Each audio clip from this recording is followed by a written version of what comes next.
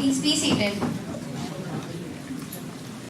From School of Management present here and welcome you all for today's national conference titled as India 2.0 Vision for India 2047. As the country is celebrating 75 years of independence and progressive as well as glorious history of its people, culture and independence, glorious history of people, culture and achievements as Azadi Ka Amrit Mahotsav. This Mahotsav is dedicated to the people of India who have not been instrumental in bringing India thus far in this evolutionary journey, but also hold within them the power and potential to enable PM Modi's vision of activating India 2.0. This 2.0 is fueled by Atmanirbhar Bharat. Before we move ahead towards our event, let me brief you about our Raffles University in short. Raffles University Nimrana, established as per Section 2F of the UGC Act, is a multidisciplinary university providing world-class education. Today, we all are gathered here for a national conference titled India 2.0 Vision for India in 2047. You may all have a question in mind that why we are talking about India 2047 only. As you all know, we will be celebrating a century of independent and prosperous India in the year 2047. Concerns, challenges and trends, as well as to allow for discussion and ideas exchange between academics, industry practitioners and the general public on the theme of the seminar. Now, I would like to call Khushbu for moving ahead with the schedule. Thank you. Thank you, Neeraj. Now, I'd like to request the dignitaries to please inaugurate ceremony by lighting lamp and Saraswati Vandana.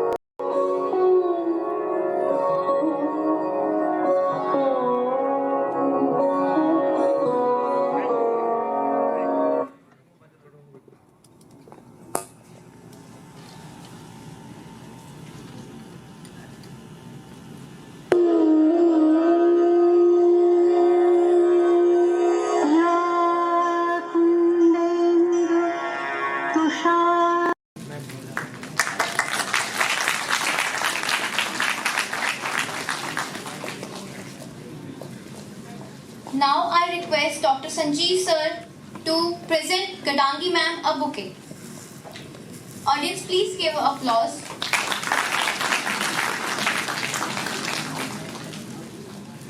Now I request Conference Secretary Dr. Manoj sir to present a bouquet to Professor Dr. Ashwini sir.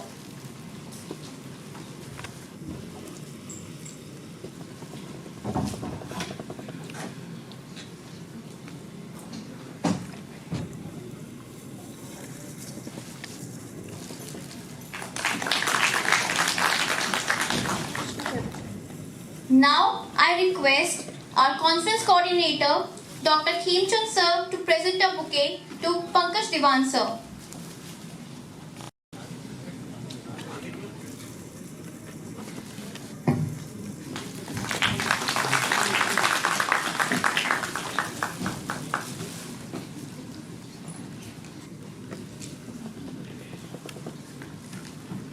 Deliver the welcoming address. Please, ma'am.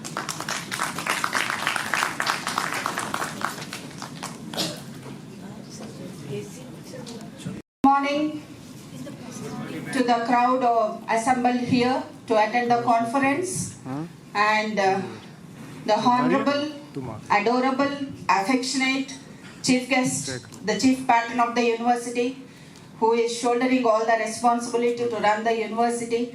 And from the bottom of my heart, I am very thankful that she agreed to be the chief guest in spite of her busy schedule.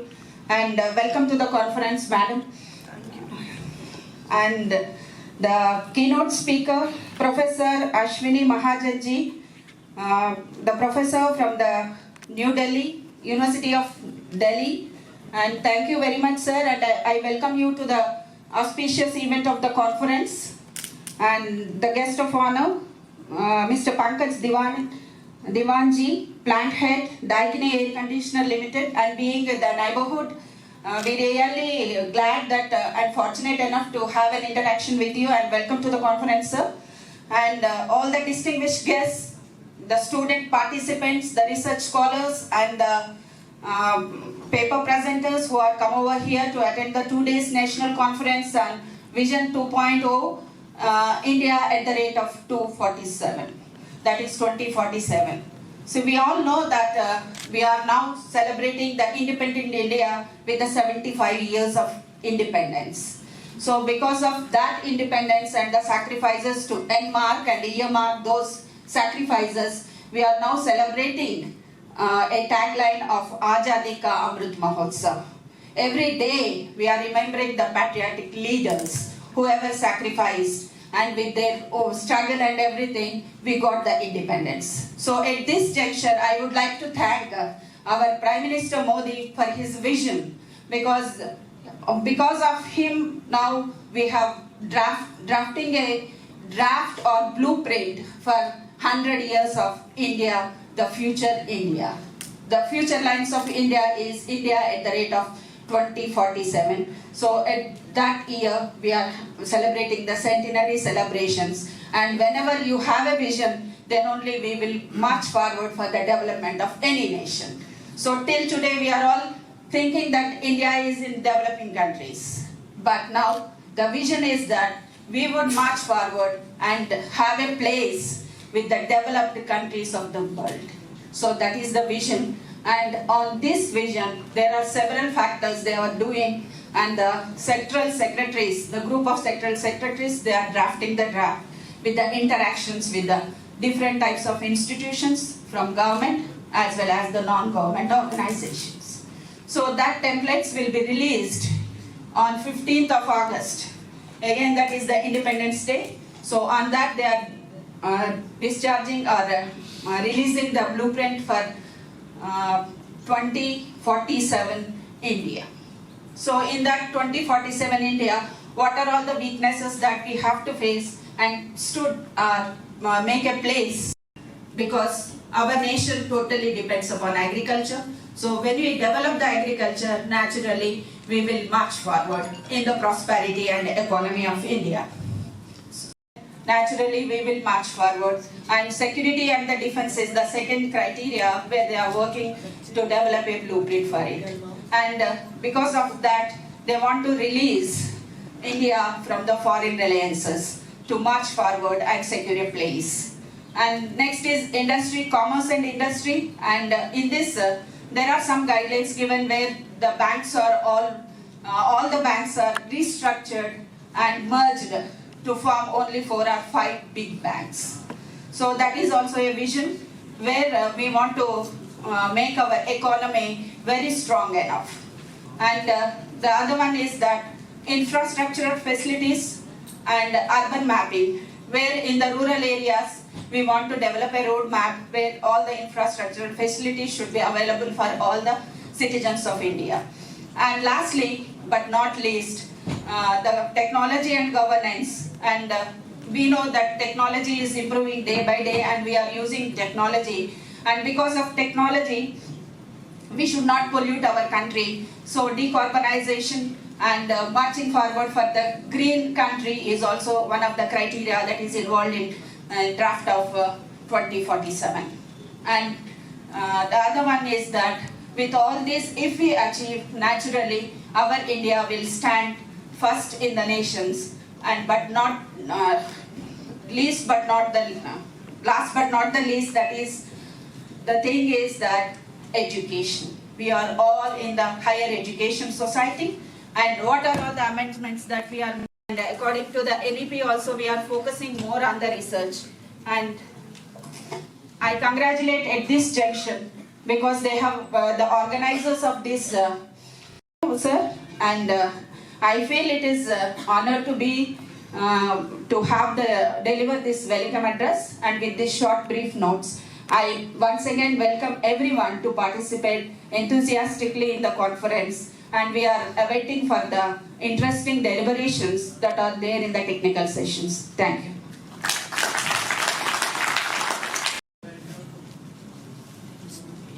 Everyone, please be seated. Thank you so much, ma'am. We are inspired by your motivational and encouraging words. So now, it's time to have some introduction about the national conference, which is India 2.0 Vision for 2047. And for that, I would like to call Head of the Department of School of Management and the conference convener, Dr. Sanjeev sir. Please, sir. All here present in National Conference. Good morning to all. Honorable Dr. Justice Minavi Babbar, Chief Guest and the Chairperson and the sponsoring body of Gombar Education Foundation and Raffles University.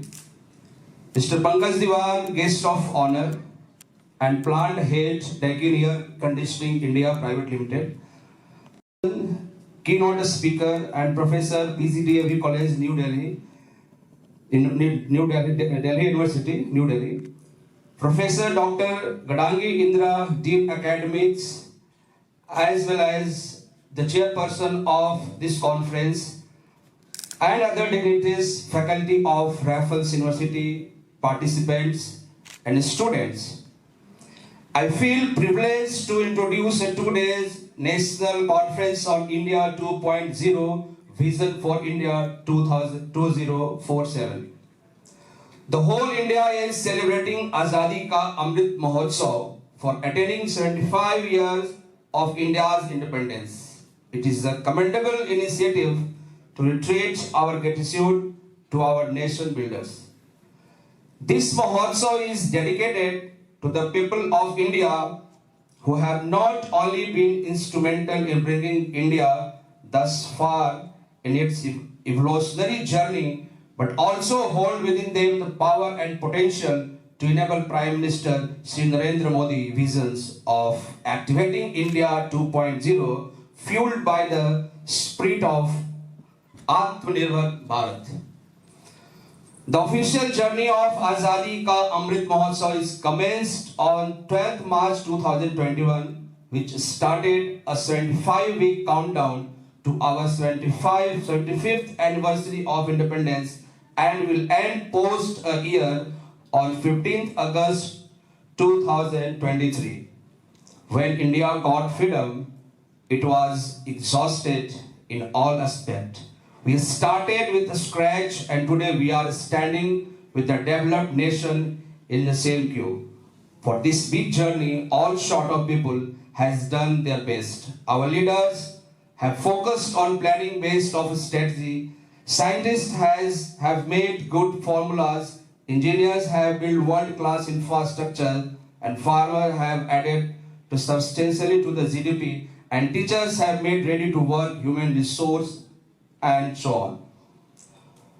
For being Vishwaguru, India need to accelerate its growth rate. This is why it is named as India 2.0. Education always has played vital role in all types of revolution worldwide. And indeed, India 2.0 is a revolution for growing India. I and the team of Raffles University thought to disseminate the sacrifice of nation builders among our students and future of nation, and plan to organize a conference which came true today. We have, as a Raffles University, our own vision to evolve as an institution of excellence where a scholar develop informed and inquiring mind and broaden the fortune of pure and applied knowledge, where they not merely undergo the humdrum learning of how things are done, but move onwards, exploring problems and solutions that have tended to challenge human ingenuity, to create an ambience conducive to spirit of inquiry and the pursuit of excellence by working with the ablest, based and globally acknowledged center of research and academia, coupled with the system and process developed within the university. Today we all are gathered here for a national conference titled India 2.0, Vision for India 2047. These events bring together researchers, practitioners, and thought leaders to present and discuss their most recent researchers' findings, innovations, experience, concerned challenges, and trends, as well as to allow for discussion and ideas exchange between academic, industry practitioners, and the general public on the theme of the seminar. I wish that we say some way better as a person when we go back to our home after this conference, and will add some value to our dear nation India. I wish you the very best. Thank you so much.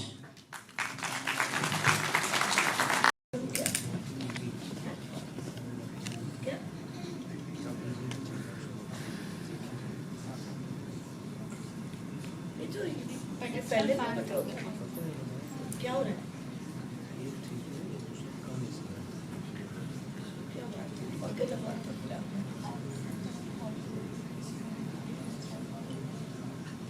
The Honorable Chief Guest of the function, Chairperson and sponsoring body, Gombe Educational Foundation, Honorable Dr. Justice Meena Gombe,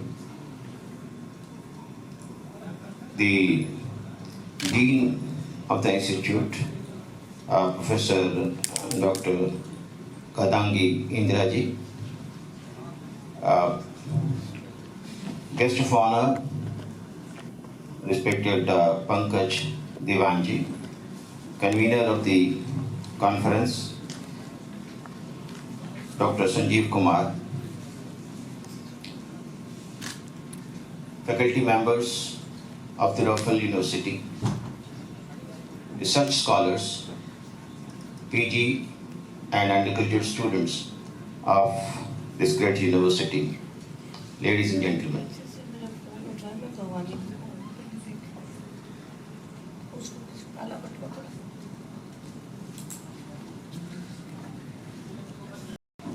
हम आज़ादी के महोत्सव पर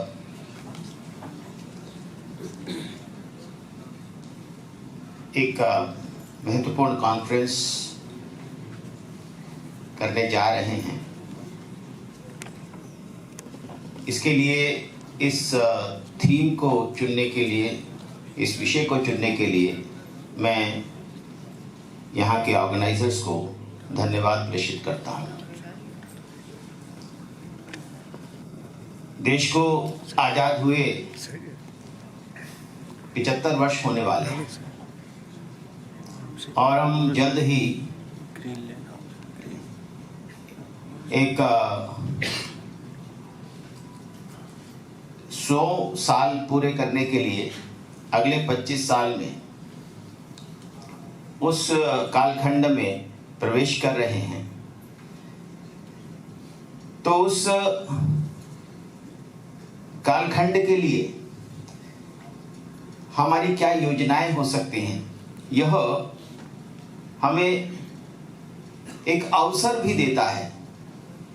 इसीलिए शायद भारत सरकार ने और हमारे यशस्वी प्रधानमंत्री जी ने इस विषय को चुना कि 75 साल हुए तो कहीं हमने बहुत अचीवमेंट्स भी की होंगी, कुछ गलतियां भी रही होंगी, उन गलतियों से सीखने की भी जरूरत होगी, और कहीं हमने अच्छा काम किया तो उसको और आगे बढ़ाने की जरूरत होगी।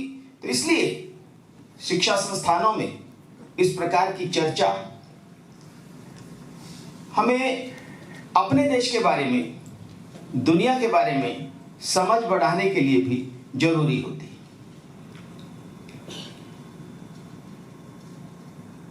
मैडम चेयरपर्सन, हम 1947 में जब आजाद हुए तभी हमारे पूर्व वक्ता बात कर रहे थे कि आजादी के समय हमें उस आजादी को प्राप्त करने के लिए बहुत सारी सेक्रीफाइसेस हमें देनी पड़ी। कहा तो जाता है कि तरह तरह के आंदोलन चले और उन आंदोलनों में कुछ क्रांतिकारी आंदोलन भी थे और अलग अलग प्रकार के मत हैं। हमारे देश में अलग अलग प्रकार के मत रखने की हमेशा परंपरा रही है। कुछ लोग कहते हैं कि अहिंसावादी आंदोलन ने हमें आजादी दिला दी, तो कुछ लोग कहते हैं कि नेताजी से डर के अंग्रेज चले गए। अपने अपने प्रकार की सोच हो सकती है, लेकिन उसी प्रकार से हमारे देश में अलग अलग समय में अलग अलग प्रकार की नीतियों के चलाने के कारण हमारे देश में कुछ प्रगति हुई, कुछ प्रगति नहीं हो सकी। ऐसी सब बातें भी हमारे ध्यान में आती हैं। इसलिए आज का ये अवसर है, जब हम अमृत काल में प्रवेश कर रहे हैं, 25 साल अगले में प्रवेश कर रहे हैं, तो आज एक अवसर है हम बात करें, चर्चा करें कि कहां हमने कुछ पाया, कहां कुछ खोया और कैसे हम और बेहतर कर सकते हैं। मैं एक उदाहरण के नाते आपको बताना चाहता हूं। मैं बात वहां से शुरू करता हूं। हमारे देश की जो युवा शक्ति है उसका कोई मुकाबला पूरी दुनिया में कहीं नहीं। हमारे देश की जो ह्यूमन रिसोर्सेस हैं, जिसको आजकल की भाषा में ह्यूमन रिसोर्सेज HR बोलते हैं, इसका कोई मुकाबला पूरी दुनिया में कहीं नहीं। मैं ये बात क्यों कहता हूं, मैं अपने अनुभव से आपको शेयर करना चाहता हूं अपने अनुभव कि कुछ करीब 15 साल पहले मुझे इंग्लैंड जाने का अवसर मिला। तो वहां मैं कई लोगों से रास्ता पूछता था। नए नए हैं, अकेले जा रहे हैं, तो रास्ता तो पूछना है। तो हर व्यक्ति के हाथ में एक ट्यूब मैप होता है। आप लंदन चले जाइए, हर व्यक्ति के हाथ में एक ट्यूब मैप होता है। कोई व्यक्ति बिना ट्यूब मैप के, बिना नक्शे के नहीं चलता। और आज आप इस कक्ष में जितने लोग बैठे हैं, किसी के पास अगर इस क्षेत्र का नक्शा होगा तो मैं अपना वक्तव्य वापस ले लूंगा। किसी के पास कोई नक्शा नहीं होता। हमें हर गली का, हर कूचे का, हर स्थान का, हर सड़क पर कितने गड्ढे हैं उनकी भी पूरी जानकारी होती है, लेकिन उनके पास नक्शा हुए बिना उनको रास्ता बताना नहीं आता। और अगर आपने पूछ लिया तो गलती हो गई, क्योंकि वो होते बहुत सभ्य लोग हैं और उन्होंने आपको बता के ही छोड़ेंगे 10-15 मिनट में कि रास्ता क्या है, लेकिन आपको समझ आना जरूरी नहीं है।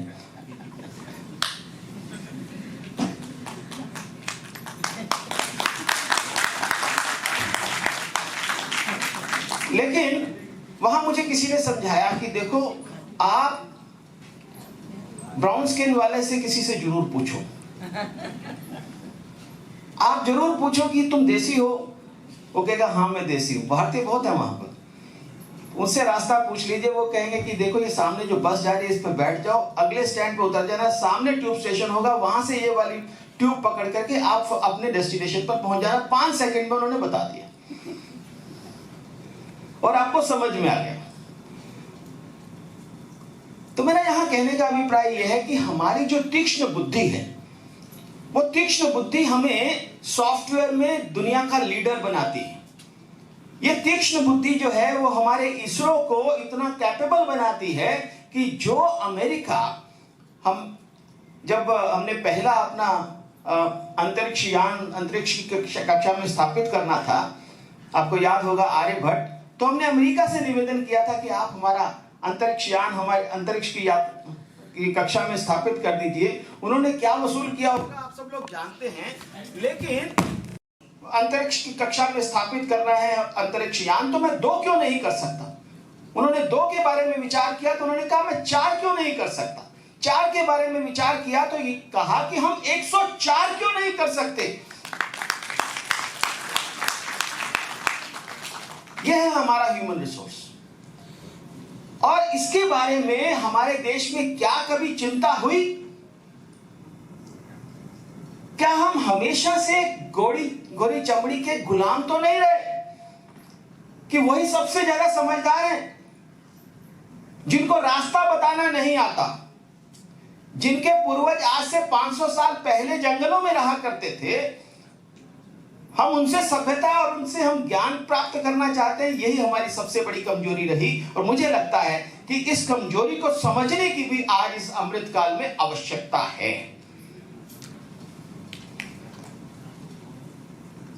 मैं यहां शुरुआत करता हूं क्योंकि विषय है भारत की इकोनॉमी का, भारत की अर्थव्यवस्था का, कैसे how can we take it forward, हम कैसे भारत को विश्व गुरु बना सकते हैं। आज इस बात की सोचने की जरूरत है। बहुत बुरा लगता है जब कोई कहता है कि हमारा देश 135वें नंबर पर है ह्यूमन डेवलपमेंट। बहुत बुरा लगता है कि हम भुखमरी के इंडेक्स में 100वें नंबर पर है। बहुत बुरा लगता है, लेकिन ये याद रखना चाहिए कि आज भी दुनिया में जहां भुखमरी हो रही है, भारत के लोग, भारत के किसान उनको अन्न भेज रहे हैं उनकी भुखमरी को दूर करने के लिए।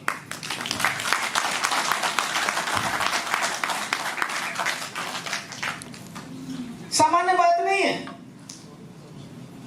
कि आज दुनिया में चाहे वो वेनेजुएला हो, चाहे वो श्रीलंका हो, चाहे वो कोई और देश हो, जहां जहां भुखमरी होती है हमारे देश से अन्न भेजा जाता है। जब कोरोना काल आया तो भारत के प्रधानमंत्री जी ने कहा कि हम इस कोरोना से निपटने के लिए खुद सक्षम हैं। दुनिया की मदद भी चाहिए होगी, लेकिन हम भी दुनिया को मदद करेंगे क्योंकि यह वैश्विक चुनौती है। हमने, हालांकि किसी को कोई दवाई का पता नहीं था कि कौन सी दवाई लगेगी। किसी ने कहा क्लोरोक्विन चाहिए, तो भारत ने क्लोरोक्विन बना करके भेज दी। ब्राजील के शासनाध्यक्ष ने कहा कि आप तो बिल्कुल हनुमान जैसे हैं। फिर हमने कहा कि हम खुद अपनी वैक्सीन तैयार करेंगे। मजाक बनाने लगे। अमेरिका है, यूरोप के देश हैं, इतना तकनीकी रूप से उन्नत हैं, आप क्या वैक्सीन बनाओगे? आपको उन्हीं की वैक्सीन खरीदनी पड़ेगी। WHO ने कहा कि हमने कोवैक्स की फैसिलिटी डेवलप की है, आपको उनसे परचेज करने के लिए कमिटमेंट देनी चाहिए। लेकिन भारत में आत्मविश्वास था, भारत के वैज्ञानिकों में आत्मविश्वास था। उन्होंने कहा कि हम अपनी वैक्सीन खुद बनाएंगे, अपने सभी जनसंख्या को लगाएंगे।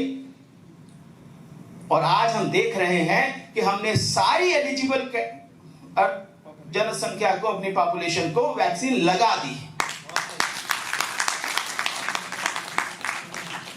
अभी भी अमेरिका 30% पे अटका हुआ है। वहां वैक्सीन हेजिटेंसी चरम सीमा पर है। लेकिन भारत के लोगों ने वैक्सीन हेजिटेंसी शो नहीं की। उन्होंने कहा कि हमने अपने को बचाना है, अपने देश को बचाना है, हमें वैक्सीन लगानी है। जो देश ने तय किया है उसको हमने स्वीकार करना ही है। बहुत लोगों ने यहाँ पर दुष्प्रचार किया कि वैक्सीन से ये हो जाएगा, वैक्सीन से वो हो जाएगा, लेकिन भारत की जनता ने किसी का सुना नहीं, क्योंकि भारत की जनता समझदार है। मैं उसी ह्यूमन रिसोर्स की बात कर रहा हूं।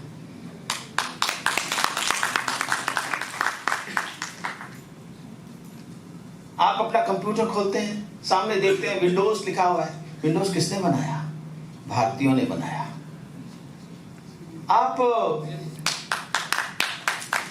आप नासा में चले जाइए, अमेरिका बहुत नाच करता है नासा पर। वहां पर अगर भारतीय वैज्ञानिकों को निकाल दिया जाए तो नासा बंद हो जाएगा, बंद हो जाएगा। बताओ,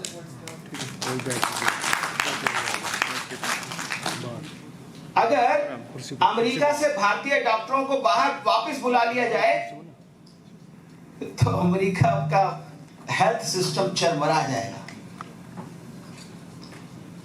मेरी बिटिया अमेरिका में ही डॉक्टर है,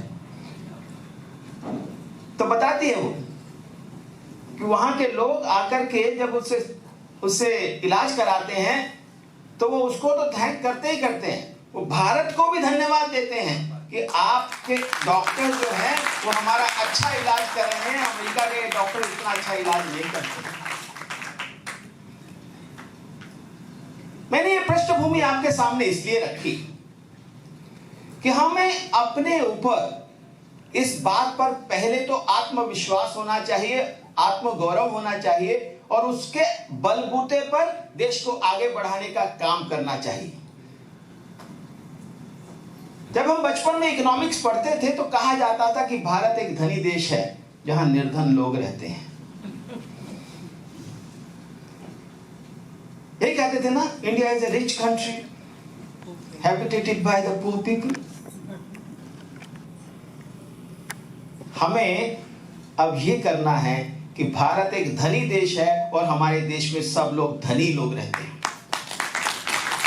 ये है, हमारे पूर्व वक्ता ने भी बताया, कहा भी कि यह एक समय है, एक अवसर है कि हम विचार करें कि अगले 25 वर्षों में जब हम 100 साल के हो जाएंगे, जब हम एट 47 होंगे, at 47 we should be the number 1 country of the world.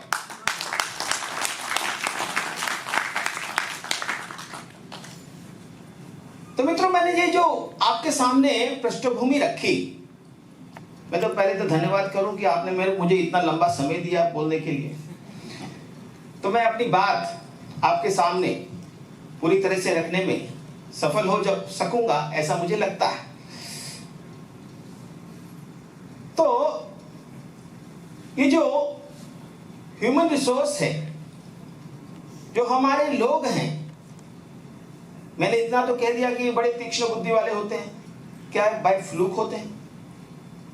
क्या अचानक हो गया कि हमारे देश के लोग बड़े बुद्धिमान हैं, वो वाले लोग बड़े ऐसे ही हैं, उनको समझ कम है, दिमाग कम है? ऐसा मैं नहीं कहता हूं, लेकिन ऐसा दिखाई देता है। तो ऐसा क्या बाय फ्लूक हो गया क्या? ये क्या अचानक हुआ है क्या? ऐसा नहीं है, ये अचानक नहीं हुआ है। भारत में उन्नत अवस्था में इंडस्ट्री हुआ करती थी। उससे पता चलता है कि जब हमारे लोग अपना सामान लेकर के विदेशों में जाया करते थे बेचने के लिए, हमारे देश से बहुत ज्यादा निर्यात होता था। जब हमारे व्यापारी जहाजों में भर करके सामान लेकर के जाया करते थे तो वहां के लोगों से को कहते थे कि लीजिए अपना सब ये सामान लीजिए, वो सारा सामान हाथों हाथ बिक जाता था, क्योंकि हमारा सामान इतना उन्नत होता था। ऐसे हमारे तकनीकी टर्म्स हैं, मैं यहाँ पर उसको इलैबोरेट तरीके से नहीं बता पाऊंगा, कि हमारा जो कपड़ा होता था उसके अंदर इतनी महीनी होती थी, उसके बारे में जो तकनीकी लोग लिखते हैं और कहते हैं कि एक थान जो है एक अंगूठी में से निकल जाया करता था। अभी भी हमारे देश में ऐसे जुलाहे हैं जो ऐसी साड़ी बनाते हैं जो एक माचिस की डिब्बी में बंद हो सकती है। इस प्रकार की हमारी हुनर और ऐसी तकनीकें हुआ करती थी जिसके आधार पर हम जो सामान बनाया करते थे, दुनिया के बाजारों में लेकर के जाते थे, वो लोग कहते थे कि हमारा भी कोई सामान ले जाओ। हम कहते थे कि हमारे देश में सब बनता है, आपके यहाँ से कुछ नहीं लेकर के जा सकते, क्योंकि हमारे देश में आपके सामान की मांग ही नहीं होगी। वो कहते थे क्या करें, सोना दे दीजिए।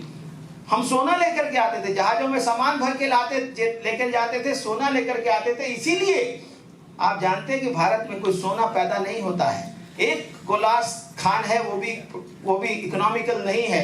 हमारे देश में दुनिया में जितना सोना है उससे ज्यादा सोना हमारे घरों में, हमारी बहनों के पास है।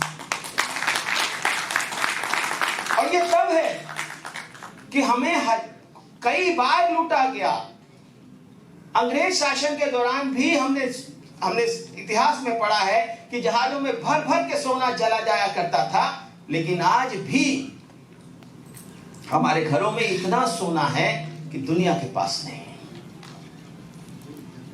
ये कोई बाय फ्लूक हुआ क्या? नहीं। ये देश को हमारे देश को जो भगवान की, ईश्वर की देन है, इसीलिए इसको देवभूमि कहते हैं। क्यों कहते हैं इसको देवभूमि? इसके बारे में भी हमें विचार जरूर करना चाहिए। देवभूमि कोई ऐसा शब्द नहीं है कि किसी ने गढ़ दिया कि वो हम बोलना शुरू हो गए। आप कल्पना कीजिए कि हिमालय पर्वत है, हिमालय पर्वत से बहुत सारी नदियां बहती हैं। जितना हिमालय पर्वत भारत का है उतना चीन का भी है, डिवाइडिंग लाइन है। लेकिन आप ये देखिए, हिमालय पर्वत अपने यहां से निकलने वाली नदियों में से एक बूंद पानी भी चीन को नहीं देना चाहता है, और सारी नदियां भारत में आती हैं। एक नदी है ब्रह्मपुत्र जो घूम करके आती है, वो भी भारत में ही आ जाती है।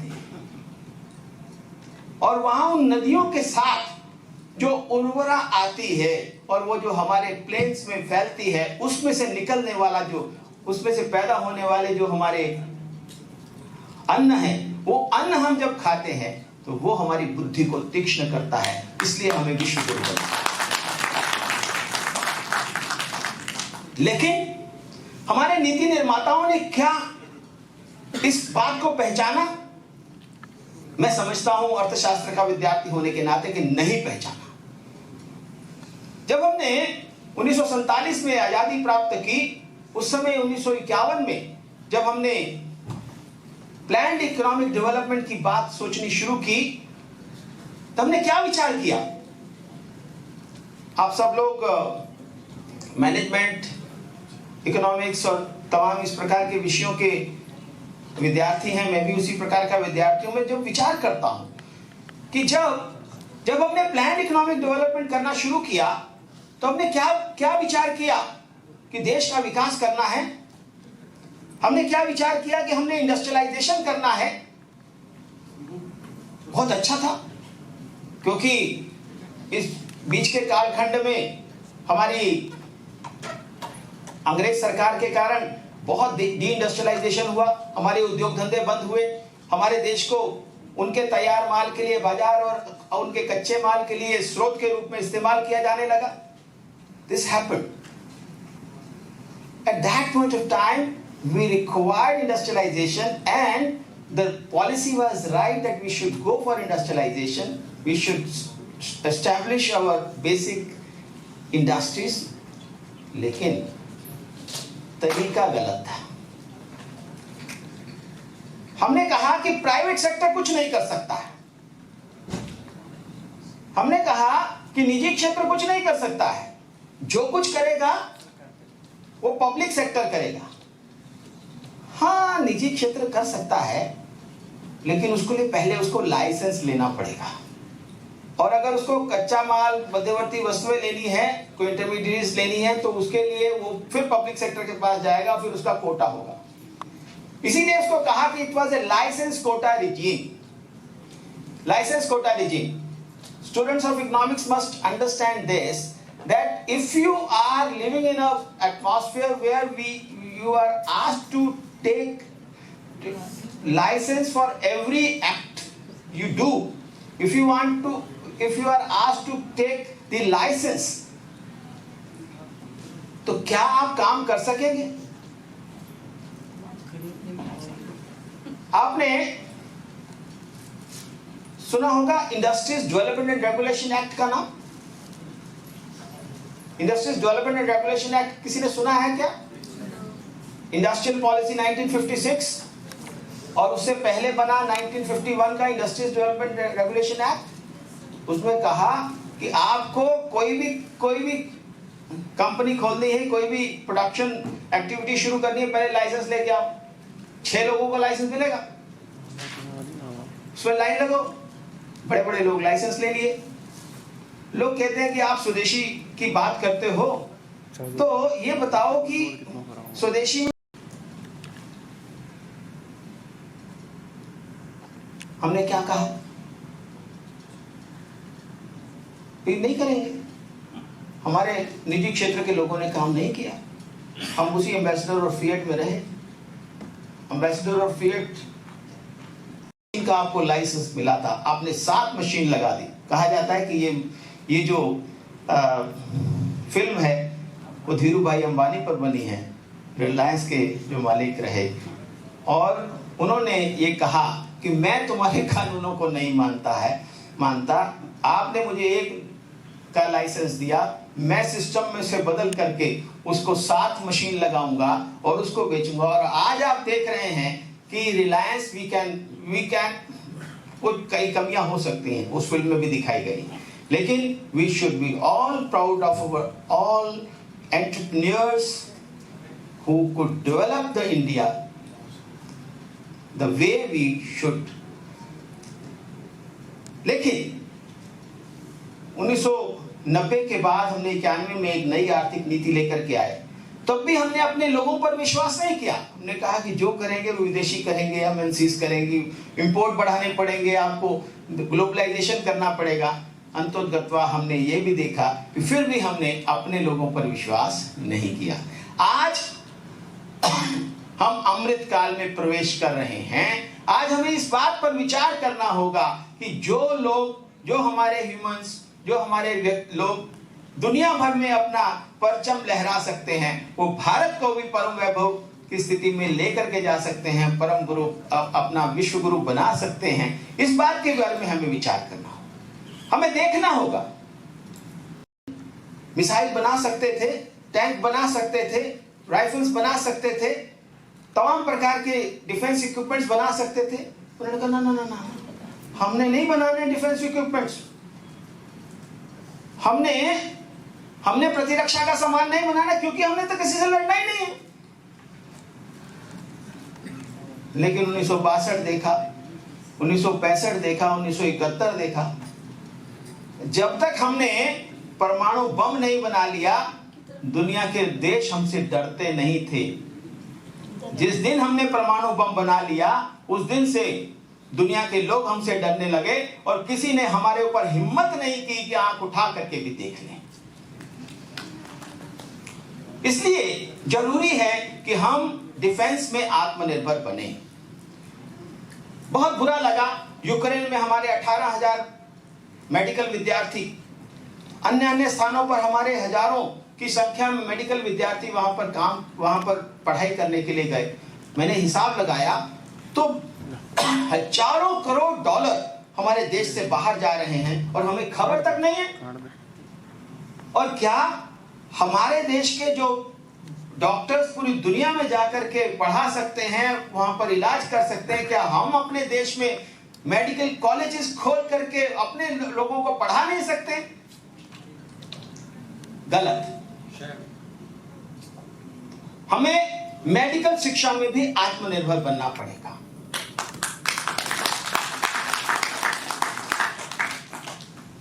अब आप ये देखिए, हम पीएसएल भी बना सकते हैं। हम एक बार में 104 अंतरिक्ष की कक्षा में अंतरिक्ष यान स्थापित कर सकते हैं, लेकिन एक छोटा सा माइक्रोचिप सेमीकंडक्टर नहीं बना सकते। छोटा सा मुल्क है, यूपीआई है, रूस का मीर है, हम उसके साथ इंटीग्रेट कर लेंगे। और अगर आपने ज्यादा कुछ कहा तो हम पूरी दुनिया के पेमेंट सिस्टम्स के साथ इंटीग्रेट कर लेंगे। जहां जहां पेमेंट सिस्टम नहीं है, हम अपने यूपीआई के एक्सपर्ट्स भेज देंगे, वहां पर पेमेंट सिस्टम बना देंगे और अपने पेमेंट सिस्टम में भी हम आत्मनिर्भर बन जाएंगे। मित्रों, आज वेला है आज अवसर है इस अमृत काल में प्रवेश करने का। और आज अगर आप युवाओं ने अगर तय कर लिया, क्योंकि आज अगर हमने तय कर लिया कि हमने अगले 25 सालों में पूरी तरह से आत्मनिर्भर बनना है, वो आत्मनिर्भर नेहरू का आत्मनिर्भरता नहीं होगी जिसमें हम 400%, 500% ड्यूटीज लगा करके वहां से बाजार से सामान लाने के लिए मना करते थे। वो आत्मनिर्भरता नहीं होगी। हम पूरी दुनिया के लिए उनका पेमेंट सिस्टम बनाएंगे, उनके लिए डिफेंस इक्विपमेंट्स बनाएंगे, उनके लिए हम सेमीकंडक्टर्स बनाएंगे, उनके लिए हम सोलर पैनल्स बनाएंगे, उनके लिए हम तमाम प्रकार की सुविधाएं बनाएंगे, विश्व स्तर का सामान बनाएंगे, zero effect and zero defect के साथ बनाएंगे। ये बात हमें आज तय करनी होगी, इसका संकल्प लेना होगा। इसी के बाद साथ में अपना विषय यहाँ समाप्त करता हूँ। धन्यवाद। We are enlightened with your motivational and inspirational words. Now it's time to call our guest of honor, Mr. Pankaj Diwanji, Vice President, Daikin Air Conditioning India Private Limited. Please give a huge round of applause for the sir. Honorable Dr. Justice Meena V. Gombar, Chief Guest of the function, Professor Dr. Ashwini Mahajan, Keynote Speaker, Professor Dr. Diwakar Goli, President of Raffles University, Dr. Sanjeev Kumar, Convener of the conference, other dignitaries, faculties of this university, participants and my beloved students. I feel privileged and honored to be part of this inaugural function of this national conference on the topic India 2, Vision of India for 2047. India is celebrating Azadi Ka Amrit Mahotsav on its 75 years of independence. After 1947, India has developed a significant growth rate, but to be world guru, there is a need of much higher growth rate to compete with other developed countries.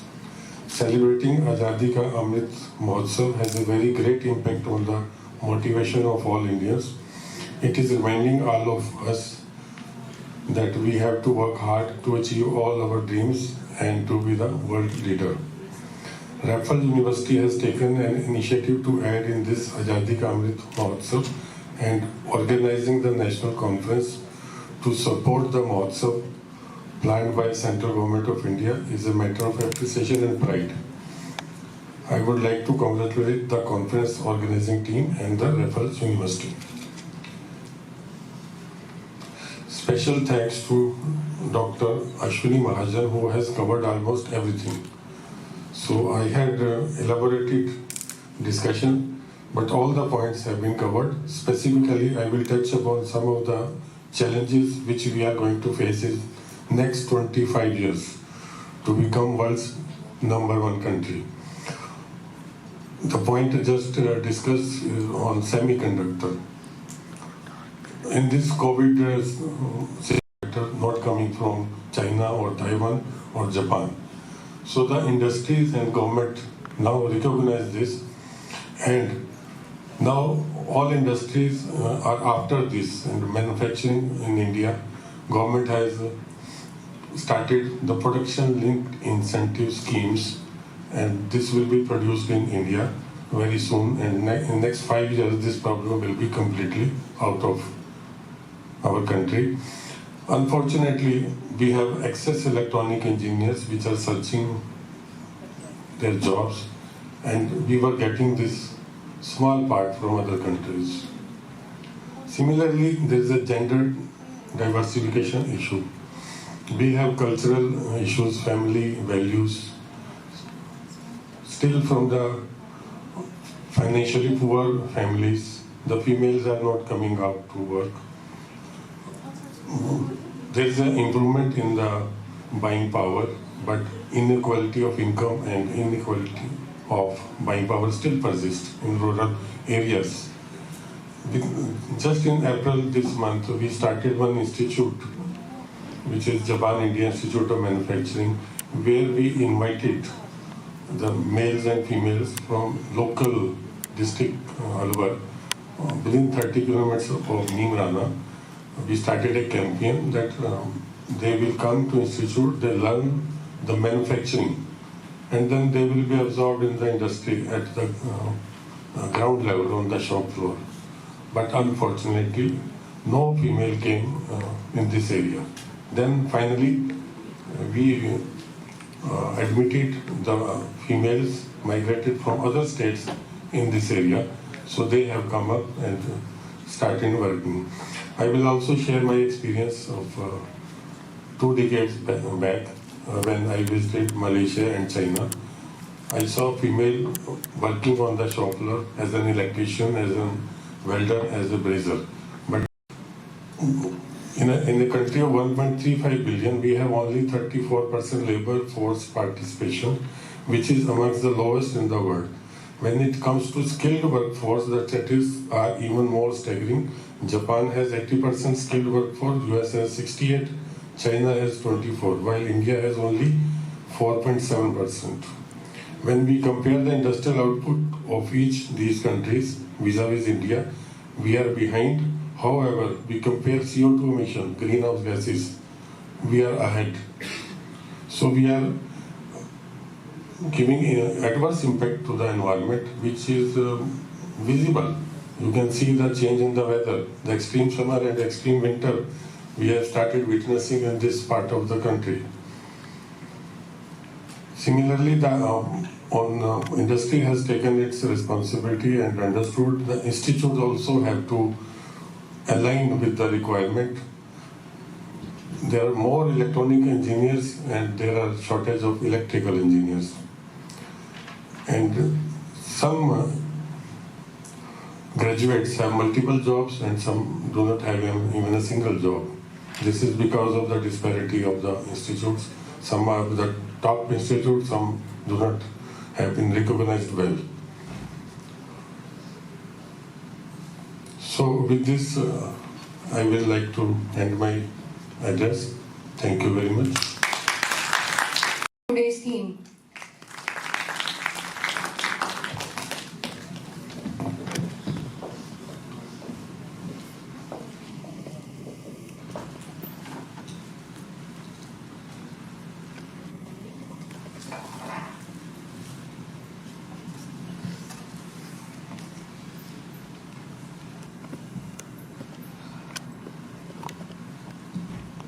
Speaker, and he has elaborated on everything in our own language, and we all, he has covered everything, but I am not going to touch those areas, and I'll talk something different.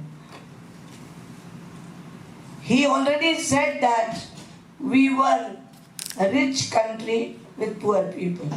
And we have to be now a rich country with rich people. Anyway, so I'll just elaborate a little bit with regard to the law also, and the reforms and the government taking initiative, all that. So,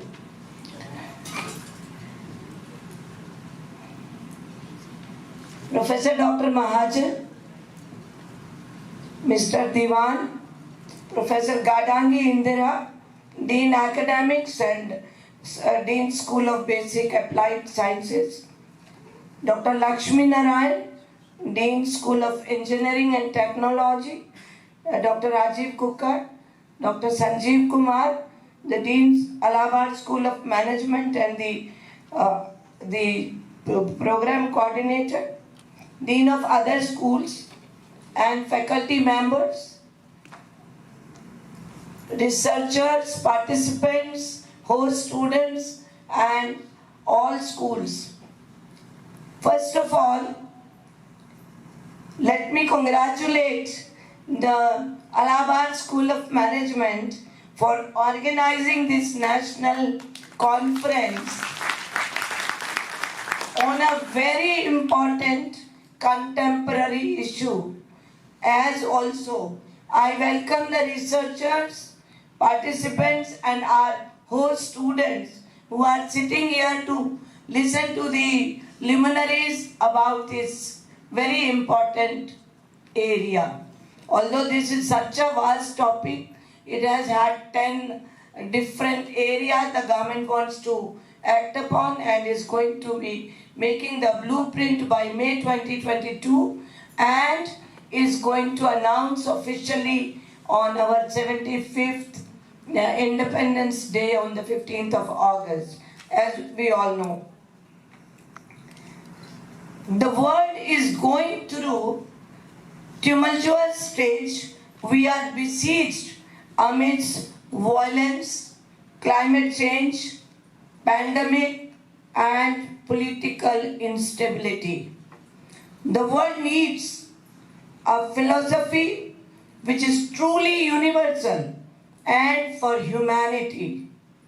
We have seen the leadership and the dominance of West for a few centuries, and now it's time for Asia to rise and lead India. That is, Bharat is a civilizational state which has been present on the face of the earth since recorded history of human civilization is to be traced. The vision of India, when we talk, today's topic is India 2.0 vision for 2047. India is just not a piece of land. It's a land of philosophy, of mathematics, of astrology, Vastu Shastra, Ayurveda, yoga, architecture, and dharma. India never spoke for Indian or any group of people. She always spoke for all humanity throughout. We say Vasudhaiva Kutumbakam. Aptly described it in the book Hinduism, Hindu Dharma, and I quote, all religions have some universal aspects, but all aspects of Hindu Dharma are universal, unquote. India, our Bharat Mata, she considers herself a part of this vast physical world and not the world unto herself.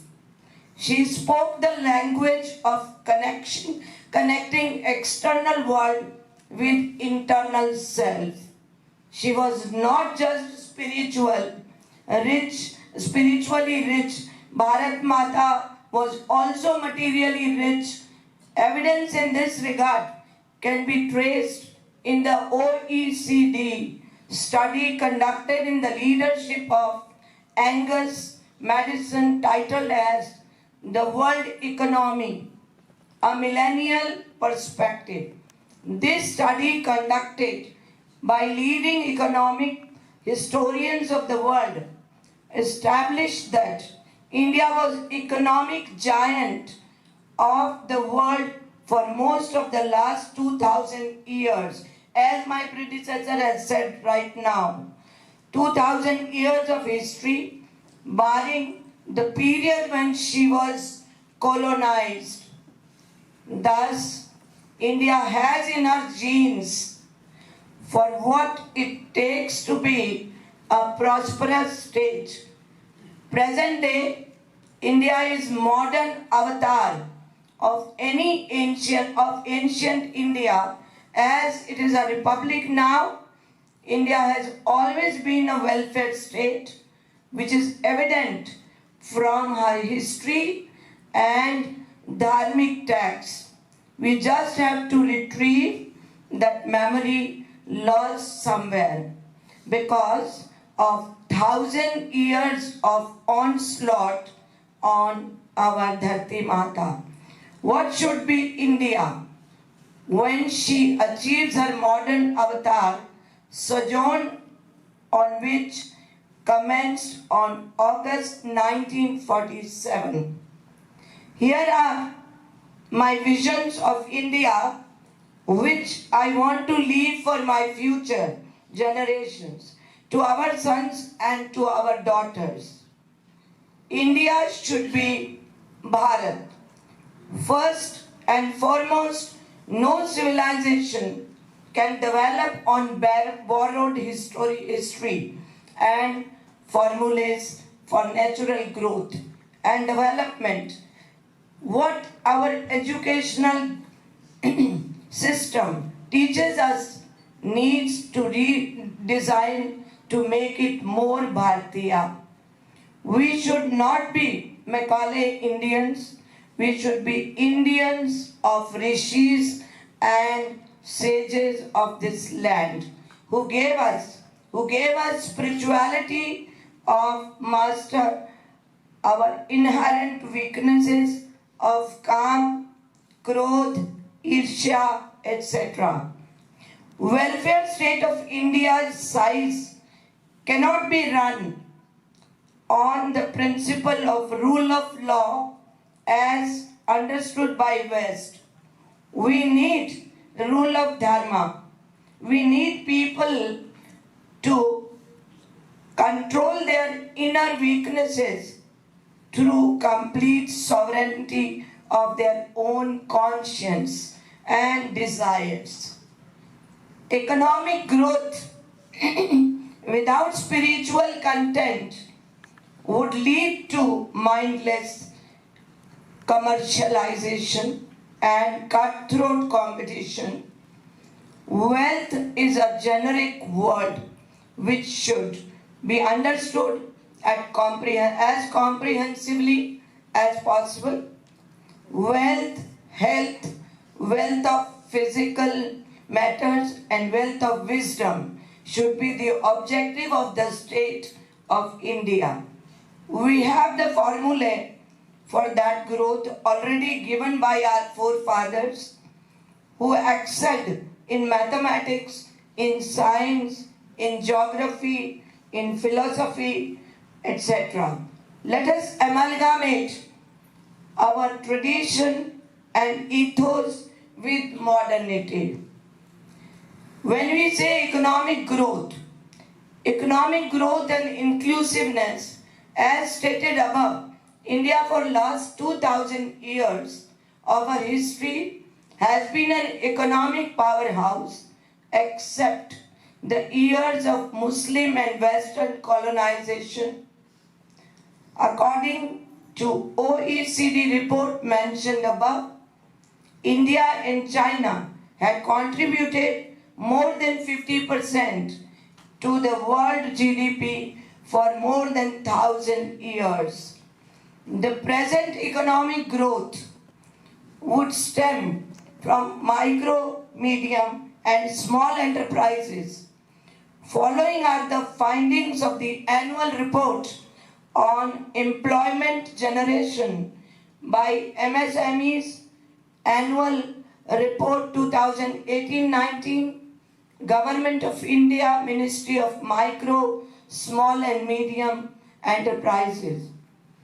I quote, as per the National Sample Survey, 73rd round conducted during the period 2015 and 16, MSME section has been creating 11.10 crore jobs, 360%, 0.41 lakh in manufacturing, 387.18 lakhs in trade, and 362.22 lakhs in other services, and 0.07 lakhs in non-captive electricity generation and transmission in the rural and the urban areas across the country, unquote. We need to transform our economic approach where youths are trained to be job seekers as we need job creators. We need Elon Musk, we need Bill Gates, we need Larry Page, among others, in our youth. They need to understand the business as it was never understood before. Don't forget, a social media platform like Twitter is worth $50 billion.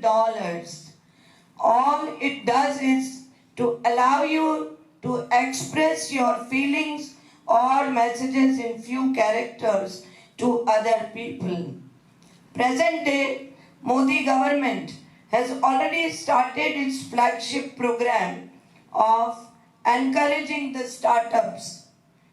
An entity shall be considered as a startup if that entity is working towards innovation, development or improvement of products or processes or services, or if it is a scalable business model with a high potential of employment generation or wealth creation. So all my students, I will request that whatever we study, we have to apply. So when you have the innovative thought process and creativity, I'm sure you can touch the skies. There's no limit. But you have to have your own original creativity, which is known as intellectual property. Please make use of your intellect. Only reading the books and going back and that's it, not enough. And I can tell you, and I'm very confident that the creativity is small thing. You can come out with a research innovation and make, you will not know how much money you will be able to make and indirectly help the employment of the country and also other people. So this is my piece of advice to my students sitting here. Our youth should create more and more unicorn, taking the help of government policy startup. It's pertinent here to mention that I, for one, consider the path-breaking policy of government is its Jan Dhan account. It's a unique initiative to bring the downtrodden people of India in financial domain of India.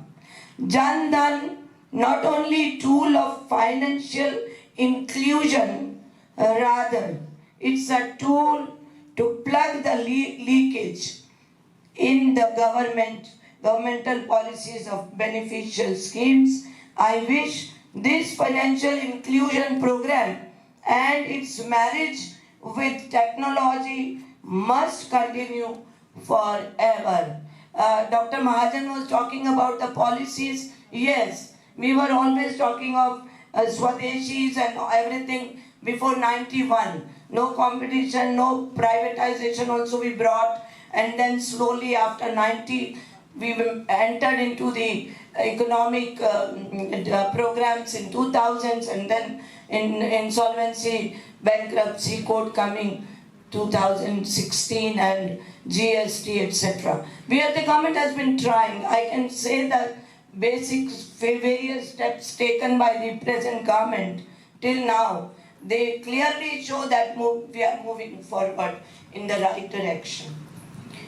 So, material research and development for creation of cutting-edge technology. The future world belongs to technology, especially of artificial intelligence, AI, and deep learning. The government has already many initiatives to boost research and development in India. India was creator of knowledge. She must again become creator of knowledge. She cannot reclaim her glory if she remains to be consumer of knowledge. Future human society is the knowledge society, and the wealth created is going to be one who has knowledge.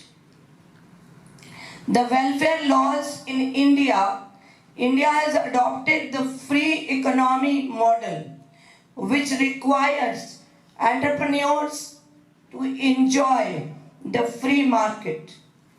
Private players would enjoy the free market.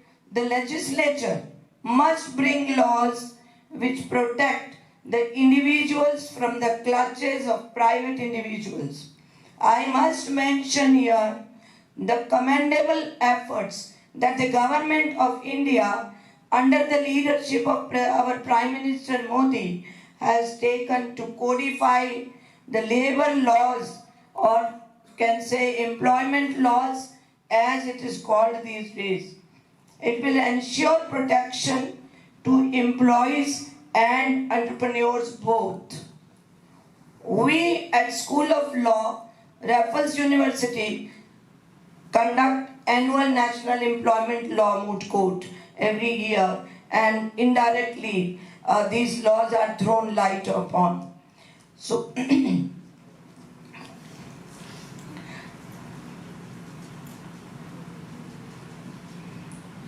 so when I come to the labor reforms, many provisions of labor laws, they trace their origin to the time of the British Raj. However, with changing times, many of them either became ineffective or did not have any contemporary relevance. Rather than protecting the interests of the workers, these provisions became difficulties for them. The web of legislation was such that the worker had to fill 4 forms to claim a single benefit. Why am I talking about this is that the government has already proceeded towards the reforms and the betterment of our society and prosperity. Therefore, the present government has repealed the non-useful labor laws. 29 labor laws have been codified into 4 labor codes. The far-reaching vision of the existing government for workers became clear in October 2014 itself.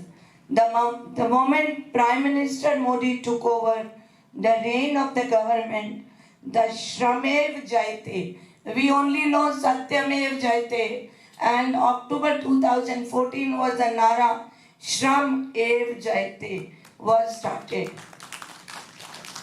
When we say human capital, human resource, this is our human capital.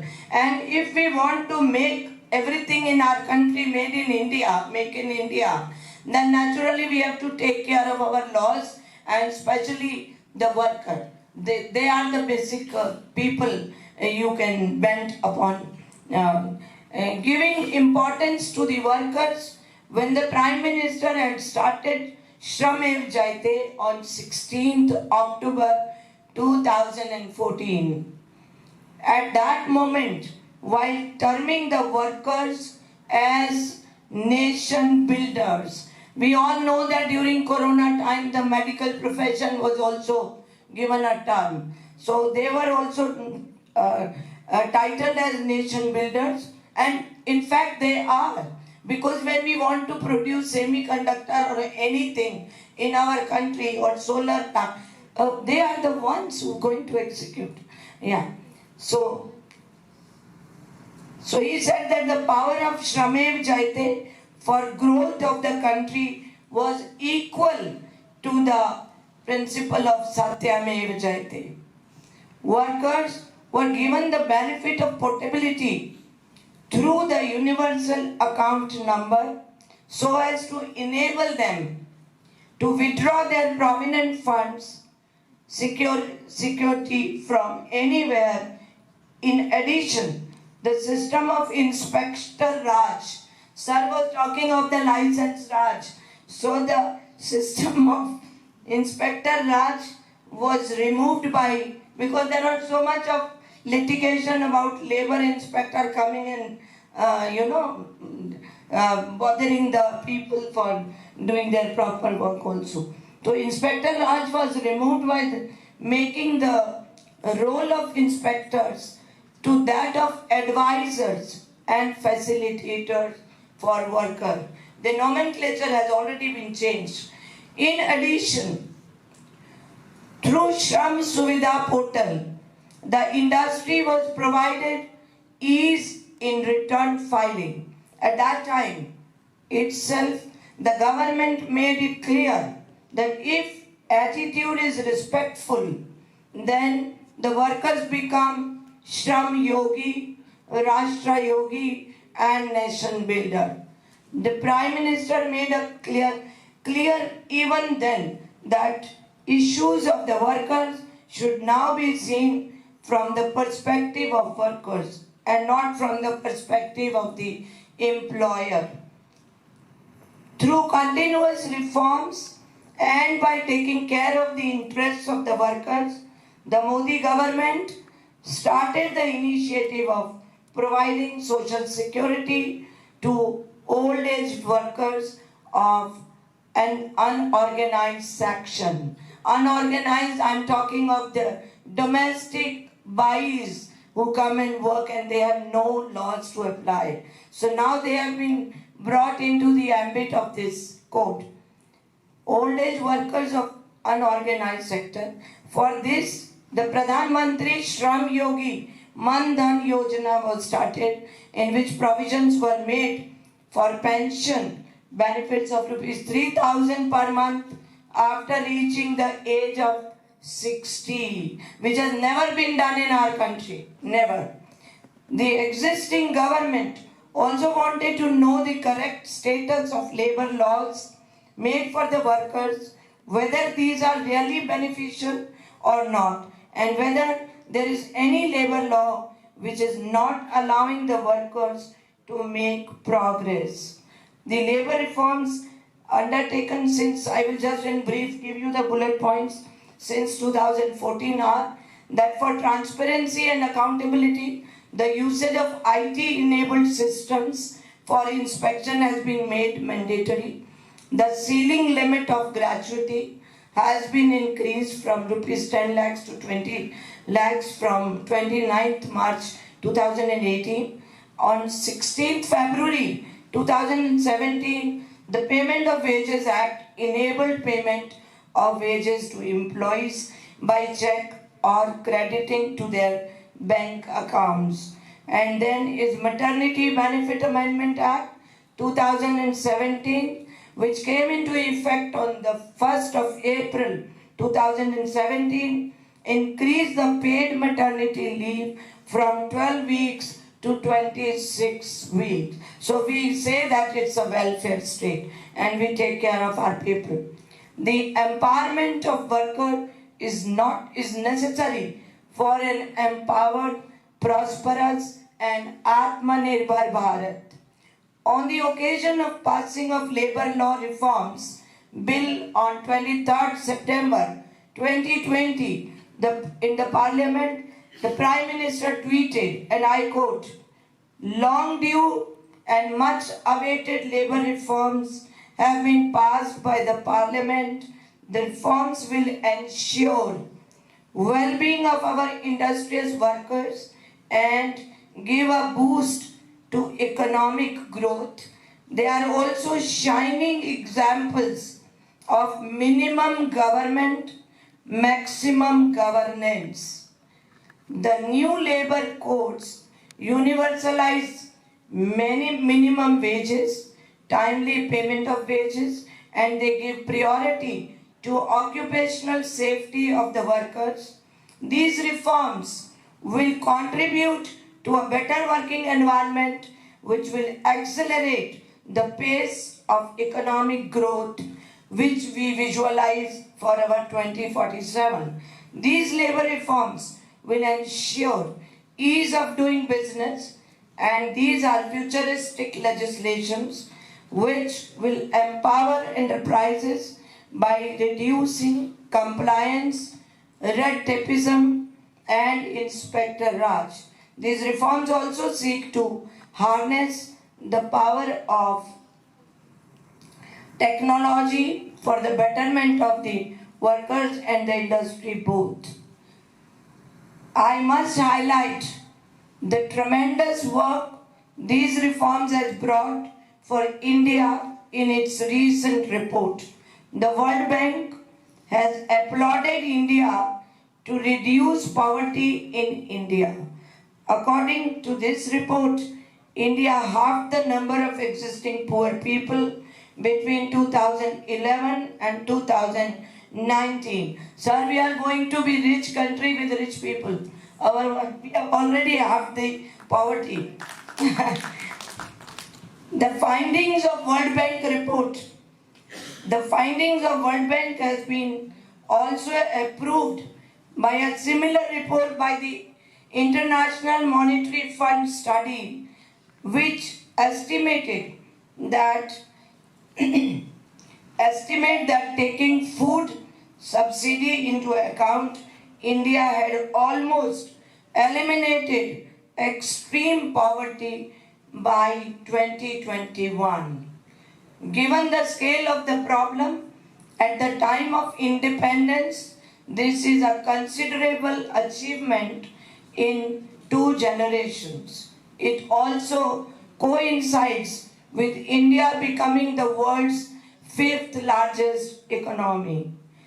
To commemorate the 100th year of independence, the central government has started work on a vision plan for a future-ready India, and 10 sectoral groups have been assigned the task of creating a blueprint for the India at 2047 plan and finalize the same by May 2022 has been established. The key areas identified are agriculture, commerce, infrastructure, industry, urban landscape, security and defense technology, and governance. Among the first few suggestions are India's defense acquisitions are to be freed from foreign reliance, along with a roadmap for India's space in the world in 2047. Looking at it from an industry perspective, restructuring and merger of public sector banks, along with the creation of 3-4 huge banks, are being looked at. Likewise, developing 3-4 global champions in every sector by merger or restructuring, developing the semiconductors to fill the shortage, showcasing as India as a hub of green technology and development of skills are ideas that are currently undergoing discussion. To help build the same, a revamp that involves re-engineering government processes, bringing institutional expertise in the government sector, besides eliminating unnecessary interference by the government in the lives of the citizens is needed. On the social sector side, some suggestions are that India is considering to partner with foreign research and development organizations to build up top 10 labs in the country, develop India into a skill capital, and bring at least 10 Indian institutes amongst the top 100 globally. A new age agriculture plan proposes that micro irrigation and organic farming are flagship schemes for hilly regions that can help India position as a top exporter in identified streams. The development of urban infrastructure and future-ready urban space is a major area of focus, along with making sure that villages have access to quality facility in rural areas. Niti Aayog has also pointed out that India has to achieve this objective along with a decarbonization to be future ready. The terms of reference laid out for the SDOs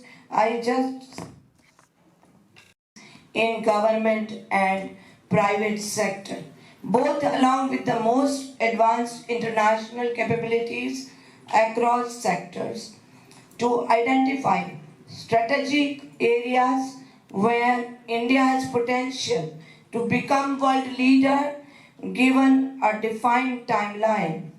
There have been roadmaps being sought to develop institutions, research centers, think tanks as global leaders, along with facilitating both public and private sector, and in achieving the same, there also needs to be a system in place across all levels and sections for institutional called collaboration with the foreign government, bodies, international agencies and institutions to better involve them in India's growth story. Benchmarking, regulations, procedures and processes, the legislations to international standards and aligning them to global standards has been listed as a major area of work. I had the occasion of going through the bankruptcy and we are truly done on the international level.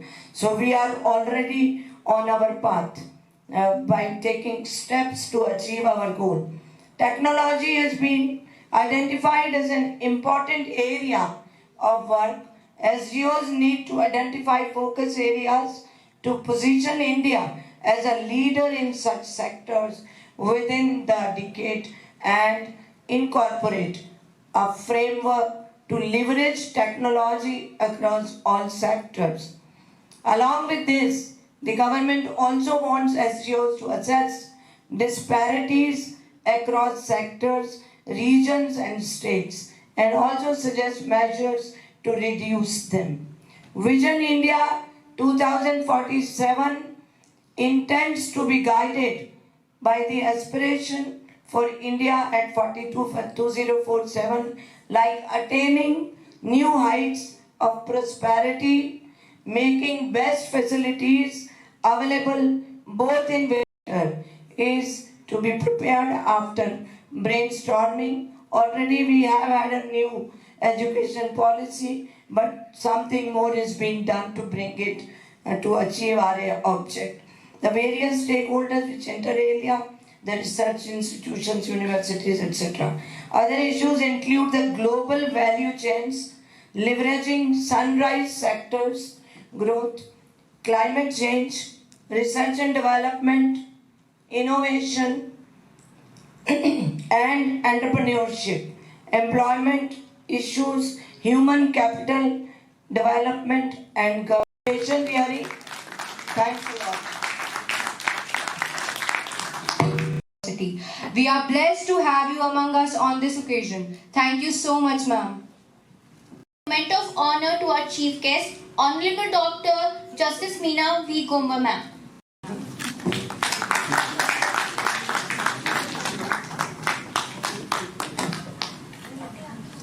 Now I would like to request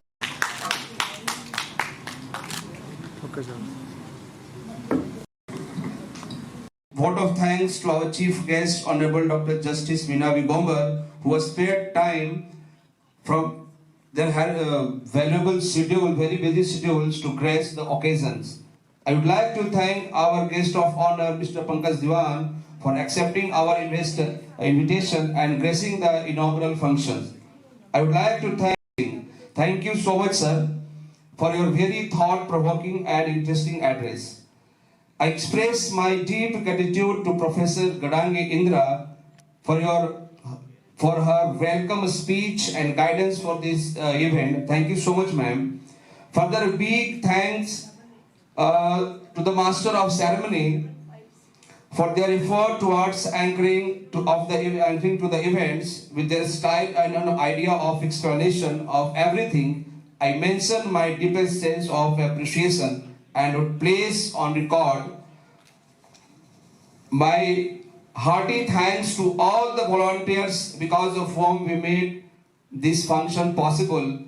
I also extend thanks to the conference organizing team and the Dean and HODs of all schools and all teachers of this university for their cooperations. Event like this cannot happen overnight and without their cooperations.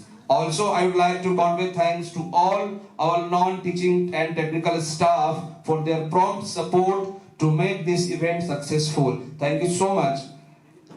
I cannot enough thanks everyone for their willingness and involvement to take on the completion of the work beyond their comfort zone. So I especially thanks the people who have been the backbone of the event, our technical arrangement team, light arrangement teams, our media and press person, and finally the catering staff and the staff member.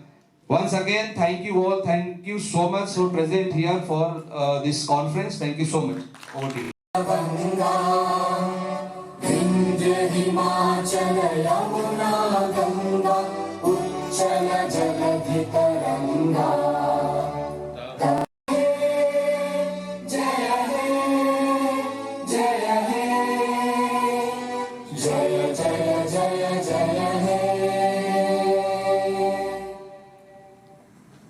Bharat माता की जय। भारत माता की जय।